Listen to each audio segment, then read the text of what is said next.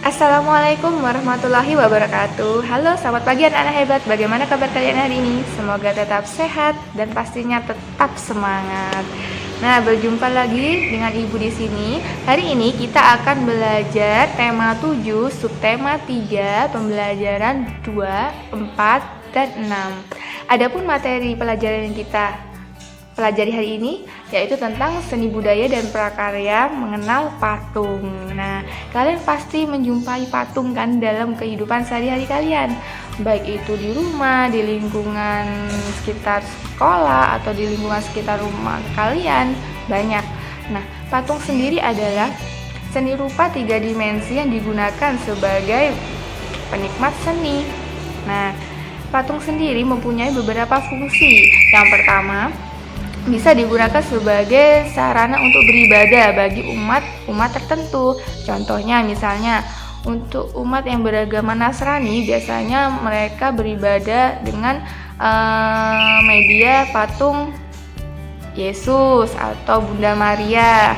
Atau mungkin umat beragama Hindu atau Buddha, biasanya mereka menyembah atau meyakini patung dewa sebagai Tuhan mereka. Kemudian fungsi patung yang kedua biasanya digunakan sebagai untuk mengenang jasa para pahlawan atau mengenang tokoh-tokoh tertentu yang berjasa bagi kehidupan orang banyak.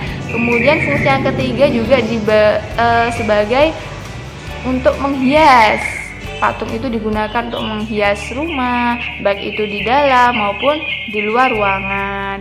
Patung juga biasanya diproduksi secara massal oleh pengrajin dan untuk dikonsumsi oleh penikmat seni. Nah, selain fungsi patung, kita akan belajar tentang jenis-jenis patung. Jenis-jenis patung sendiri dibedakan menjadi 2 ya, berdasarkan cara pembuatannya dan berdasarkan fungsinya. Nah, berdasarkan cara pembuatannya sendiri, patung ada 2, yaitu ada arca dan ada relief. Jika arca berbentuk 3 dimensi, sedangkan relief biasanya itu lekat pada dinding. Kemudian berdasarkan fungsinya, jenis-jenis patung itu ada 4. Ada patung monumen untuk memperingati tokoh-tokoh atau pahlawan sejarah. Kemudian ada patung religi yang digunakan untuk beribadah. Kemudian ada patung miniatur yang biasanya ukurannya kecil-kecil ya, dibuat mini, tetapi bentuknya sama dengan wujud aslinya. Kemudian ada juga berdasarkan fungsinya jenis patung dekorasi. Nah, patung dekorasi ini digunakan sebagai penghias ruangan ya. Kemudian kita juga akan belajar tentang bahan-bahan pembuatan patung. Nah, bahan pembuatan patung ini bermacam-macam. Ada yang dari benda keras sampai bahan lunak. Untuk bahan keras itu biasanya batu, kemudian kayu. Sedangkan lunak biasanya tanah liat atau plastisin. Ada juga patung yang dibuat dari kaca. Nah, untuk teknik pembuatan patung sendiri ini bermacam-macam. Tekniknya disesuaikan dengan bahan patung yang akan kita buat. Misalnya, jika bahan patung itu terbuat dari batu atau kayu, kita biasanya menggunakan teknik memahat. Kemudian apabila patung itu terbuat dari tanah liat, biasanya kita menggunakan teknik modeling, menambahkan, atau teknik membutsir, dan banyak teknik-teknik lainnya yang akan kita pelajari pada video berikut ini. Nah, untuk memahami materi lebih dalam tentang patung, mari kita simak video pembelajaran berikut ini. Terima kasih, selamat menyaksikan. Wassalamualaikum warahmatullahi wabarakatuh. Oke anak-anak, hari ini kita akan belajar tema 7, subtema 3, ayo memimpin, yaitu pembelajaran 2, 4, dan 6. Nah, adapun materi yang akan kita pelajari hari ini, yang pertama, pengetahuan SBDP KD 3.4, yaitu patung dan jenis-jenisnya. Yang kedua, patung dari bahan lunak, dan yang ketiga media seni patung. Sedangkan untuk keterampilannya kita akan belajar menyusun rencana pembuatan karya patung dan membuat karya patung dari bahan lunak. Patung adalah suatu benda 3 dimensi karya manusia yang diakui secara khusus sebagai suatu karya seni. Orang yang menciptakan patung disebut dengan pematung. Patung sendiri dibagi menjadi 3 bagian, yaitu yang pertama, menurut fungsi dan tujuan pembuatan patung. Yang kedua, jenis-jenis patung. Dan yang ketiga adalah bahan pembuatan patung. Sekarang kita akan belajar mengenai fungsi dan tujuan pembuatan patung. Nah, adapun beberapa fungsi dan tujuannya ada 6. Yang pertama yaitu sebagai sarana beribadah dan bermakna religius bagi sebagian umat beragama. Yang kedua, memperingati atau mengenang peristiwa dan kejadian yang bersejarah atau jasa seorang pahlawan di masa lampau. Yang ketiga, menunjang dalam konstruksi bangunan dan bernilai estetika atau keindahan. Yang keempat, yaitu guna menghias bangunan atau lingkungan taman, baik taman rumah maupun taman bermain. Yang kelima, yaitu patung berfungsi sebagai karya seni murni estetika yang hanya dinikmati keindahan bentuknya saja. Dan yang fungsi terakhir yaitu dijual karena memang dibuat oleh para pengrajin atau produsen. Untuk jenis-jenis patung sendiri itu dibedakan menjadi 2. Yang pertama, jenis patung dari cara pembuatannya. Dari cara pembuatannya sendiri dibedakan menjadi 2, yaitu arca dan relief. Arca sendiri yaitu jenis patung yang bentuknya menyerupai bentuk makhluk hidup seperti manusia dan hewan. Di sini Ibu mempunyai contoh-contohnya ya untuk arca. Kemudian yang kedua adalah relief, yaitu patung yang terletak pada dinding sehingga hanya bisa dinikmati atau dinilai dari arah depan saja. Contohnya seperti ini.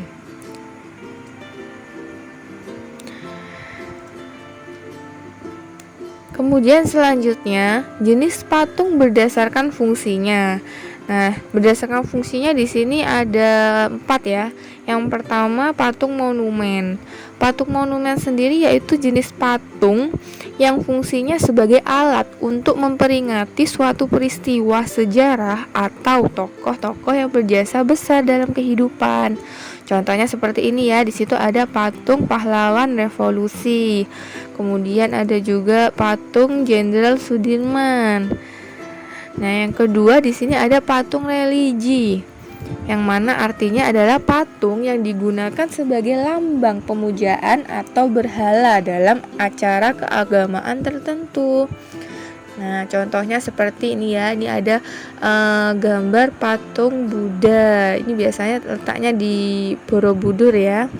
Kemudian ada juga ini patung Bunda Maria yang biasanya digunakan umat Nasrani untuk media beribadah mereka. Kemudian jenis patung yang ketiga berdasarkan fungsinya itu ada patung miniatur. Nah, patung miniatur ini adalah jenis patung yang merupakan tiruan dari suatu bangunan atau arca dalam bentuk yang lebih kecil, tetapi bentuknya sama dengan wujud aslinya. Misal seperti ini ya. Dan yang keempat adalah patung dekorasi. Patung dekorasi ini berfungsi menjadi ornamen atau penghias, baik di dalam maupun di luar ruangan. Contohnya seperti ini. Ini adalah di luar ruangan ya, biasanya di taman-taman. Nah, sedangkan patung yang kedua itu biasanya diletakkan di dalam ruangan sebagai hiasan atau ornamen. Selain jenis-jenis patung, kita juga akan belajar bahan pembuatan patung. Nah, Untuk membuat patung sendiri terbagi menjadi 3 bahan. Ada bahan patung dari batu. Nah, biasanya bahannya keras ya, dari batu. Sehingga untuk teknik pembuatannya sendiri biasanya dipahat. Kemudian ada juga bahan patung kayu. Seperti gambar yang kalian lihat. Ada juga bahan patung dari besi. Seperti ini. Jadi kalau besi itu biasanya dengan bantuan las untuk menggabungkan. Selain bahan patung batu, kayu, dan besi, ada juga bahan pembuat patung yang lunak. Misalnya seperti bahan patung kaca. Nah, ini diukir dulu ya, dicetak. Kemudian ada juga bahan patung dari tanah liat, yang mana nanti biasanya dibakar dulu, baru nanti diberi pewarnaan ya. Contohnya seperti ini. Nah, selain bahan pembuat patung, kita juga akan belajar teknik membuat patung. Ada beberapa teknik yang digunakan para seniman untuk membuat patung. Untuk membuat patung sendiri, kita biasanya menggunakan teknik sesuai dengan bahan yang kita gunakan. Nah, di sini ada juga teknik merakit. Merakit yaitu membuat sebuah komposisi dari berbagai macam material. Material itu bahan ya. Misalnya bisa dari kertas, kayu, besi, dan media lainnya. Kemudian ada teknik modeling. Nah, yaitu proses menambah atau di mana material atau bahan itu dibangun menuju bentuk akhir patung dengan dibantu alat butsir. Contohnya seperti ini ya. Jadi modeling itu menambahkan bahan sehingga patung tersebut menyerupai wujud aslinya. Itu disebut dengan modeling. Kemudian ada juga teknik memahat. Nah, ini yang sering kita jumpai ya pada kehidupan sehari-hari. Teknik memahat sendiri itu adalah sebuah teknik subtraktif. Artinya mengurangi material sampai memperoleh bentuk akhir patung dengan menggunakan alat pahat. Contohnya seperti ini. Jadi untuk teknik memahat ini bisa dari bahan batu atau kayu.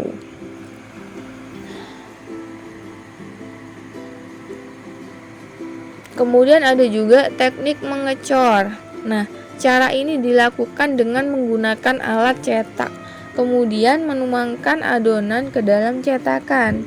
Bahan yang digunakan dalam teknik mengecor ini biasanya seperti semen dan gips. Contohnya seperti gambar berikut ini. Jadi disediakan dulu cetakannya, baru nanti dibentuk pada cetakan tersebut.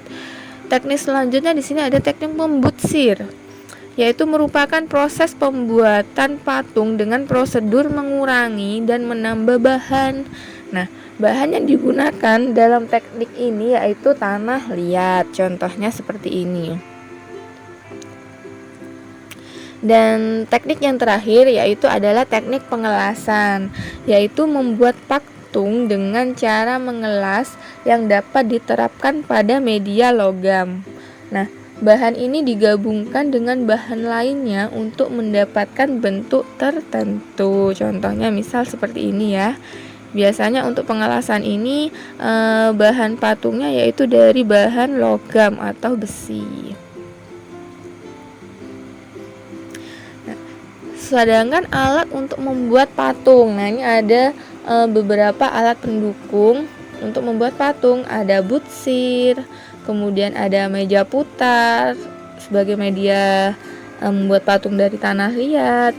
Kemudian ada alat pahat, ada alat palu dan kayu, kemudian cetakan, tang, kemudian sendok, dan alat las. Ini adalah beberapa alat yang mendukung dalam pembuatan patung. Alat ini juga disesuaikan dengan bahan yang akan digunakan dalam proses pembuatan patung. Media pembuatan seni patung sendiri itu terbagi menjadi bahan lunak dan bahan keras. Untuk bahan lunaknya sendiri ada material yang empuk dan mudah dibentuk, misalnya ada tanah liat, lilin, sabun, dan malam. Kemudian untuk bahan sedang ini ada bahan yang tidak lunak ya, juga tidak keras. Contohnya seperti kayu sengon, kayu randu, kayu mahoni, kayu waru, dan lain sebagainya. Ada juga bahan keras, adalah bahan-bahan berupa kayu atau batu-batuan. Contohnya seperti kayu jati, kayu ulin, batu granit, batu andesit, dan batu marmer.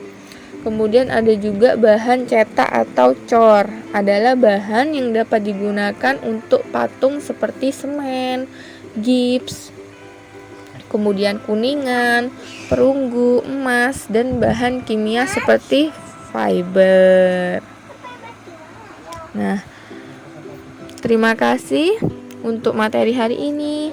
Selamat belajar dan selamat mengerjakan tugas selanjutnya.